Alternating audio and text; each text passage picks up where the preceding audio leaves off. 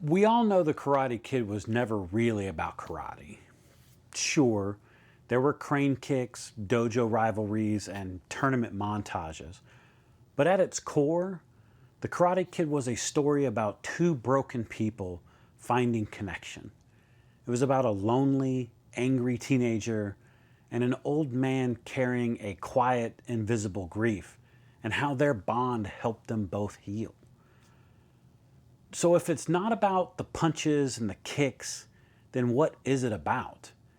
And why did so many of the sequels and reboots struggle to recapture the same emotional magic?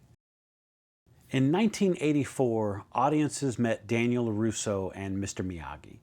Daniel was just a kid trying to fit in. He had moved all the way across the country. He didn't have a father figure, no stability. All he had was a mother that was doing her best and a world that often seemed against him. Miyagi, on the other hand, was quiet, reserved. At first glance, he seemed like the archetype of a mystical mentor. But then the film let us see him. Not just teach Daniel, but trust him and open up. That scene where Daniel finds Miyagi drunk and grieving his wife and son, that wasn't just powerful, that was the soul of the film. Two men who had been hurt by the world reaching out to each other. Daniel gave Miyagi a reason to care again. Miyagi gave Daniel something he had never had. Part teacher, part protector, sure, but a father. And that's why it worked. It wasn't about martial arts. It was about healing. Then came The Karate Kid Part 2, a film that I think deserves way more than it gets. The studio could have just replayed the first movie's formula, but instead they took a risk. They brought us into Miyagi's world, his hometown, his past, his pain. Miyagi isn't just a wise mentor anymore.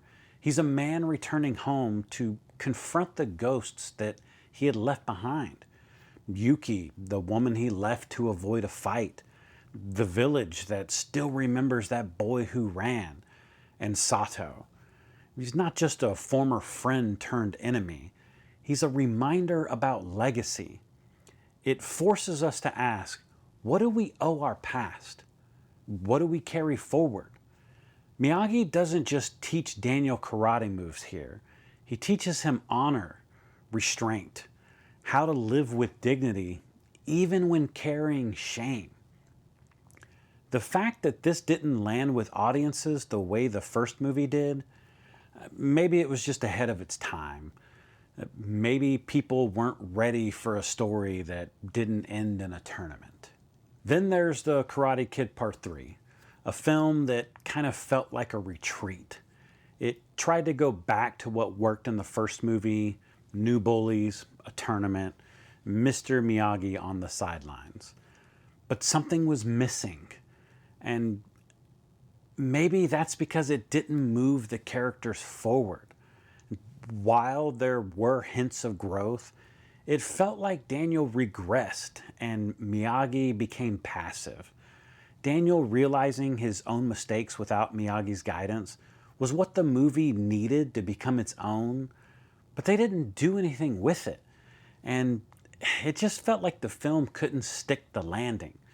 It was a copy of the first without that emotional weight. The bond that once drove the franchise, Miyagi and Daniel's just deep human connection, it was symbolically still there, but it was dulled by that repetition. By the time the next Karate Kid came around, it was clear the franchise was in trouble. Pat Morita returned, but the soul of the series had slipped through its fingers. Hilary Swank did a solid job as Julie Pierce. The premise wasn't terrible, but it was forgettable. Instead of building a relationship between Julie and Mr. Miyagi, the film gave us exposition. We were told about Julie's anger, told about her trauma, but we weren't shown the healing process like we were with Daniel. Yes, there was the visit to the monastery, but it seemed like Julie was just counting down the days to go back home instead of actually learning anything. Miyagi felt isolated here, like a shadowy version of himself. There were attempts at connection, but they were just too fast and too surface level.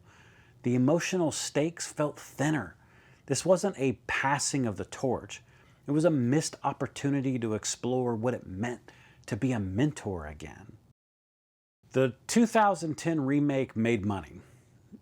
A lot of it. It was a hit commercially.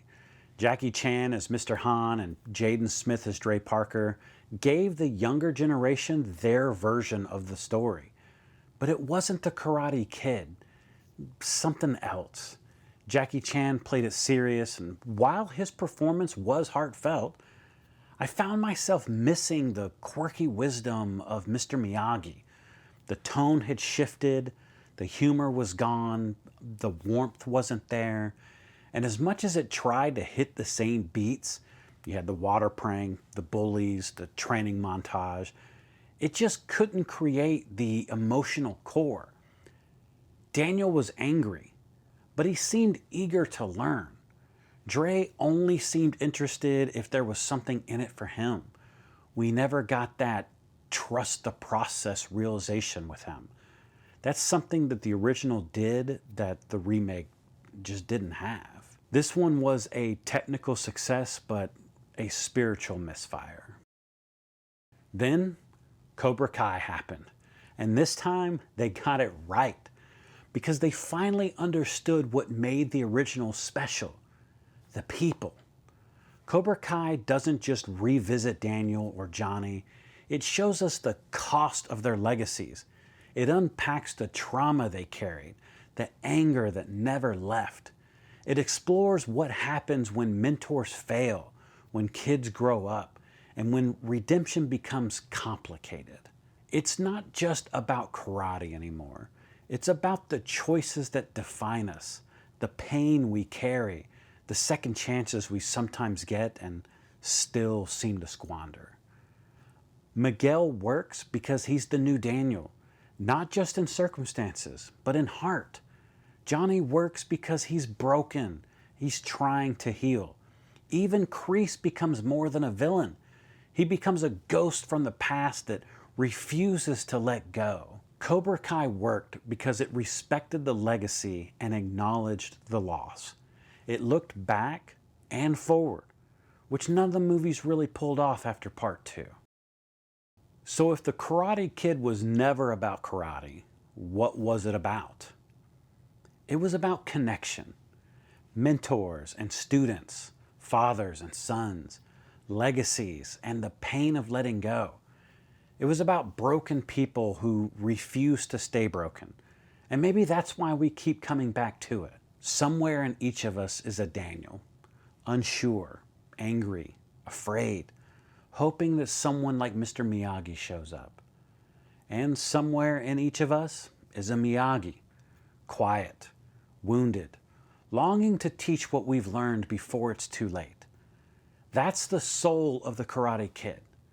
And that's the legacy that keeps it alive. Well, that and the fact that there are 6 Karate Kid movies and 6 seasons of Cobra Kai. So get to watching.